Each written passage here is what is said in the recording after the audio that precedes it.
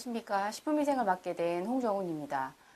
식품위생은요, 이제 뒤에 제가 이제 여기 지금 써 있는 것처럼 이런 구성으로 이제 공부를 한번 해볼 텐데요. 일단 11개의 챕터로 나눠져 있어요. 그래서 요 11개의 챕터하고 그렇게 해서 이제 강의가 시작되고 그 다음에 내용 중심으로 쭉 강의를 하고 난 다음에 이제 내용이 끝나고 나면 기출문제 중심으로 해서 문제풀이 형식으로 해서 강의가 쭉 진행이 될 예정이에요.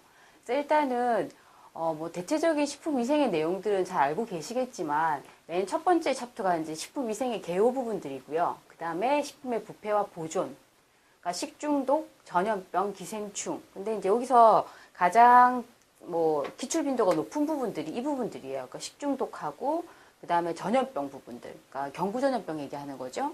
그 다음에 이제 기생충 부분들. 근데 그 다음에 이제 위생동물 같은 경우에는 뭐 인축 공동전염병 이런 걸 얘기하는 것들이고요. 그래서 요 세 가지, 세 파트, 3, 4, 5 챕터가 사실은 이제 가장 중심이 되는 챕터라고 생각하시면 되고, 기출 빈도도 굉장히 높은 편이고요.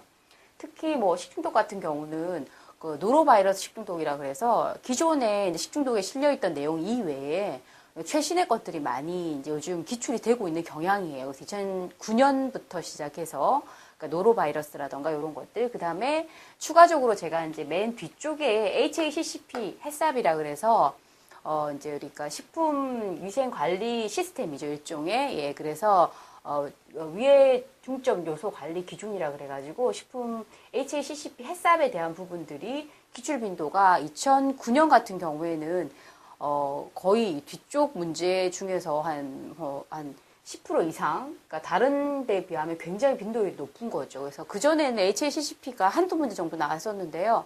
최근에 들어서는 거의 4문제 이상 나오는 경우도 있었어요. 그래서 HACCP를 따로 챕터를 떼서 이 부분에 대해서 다시 설명을 자세히 드리도록 하고요. 그 이외에 공해와 식품 오염에 관련된 부분들, 그러니까 식품의 어떤 물질들이, 그러니까 미각류 사건이라든가 이런 것처럼 제조 과정 중에 유해 물질이 혼입이 돼가지고 문제를 일으켰던 여러 가지 그런 부분에 대해서, 그 다음에 식품 처리 위생, 처리 시설의 위생, 이 부분도 그전에는 별로 기출 빈도가 높지 않았었어요. 근데 이제 최근에 들어서는 처리 시설 위생 부분에 대한 문제들도 제법 많이 기출이 되고 있기 때문에 이 부분도 꼼꼼히 챙겨 보셔야 되겠고요. 이제 그 이외에 이제 식품 첨가물은 사실 굉장히 내용은 많습니다.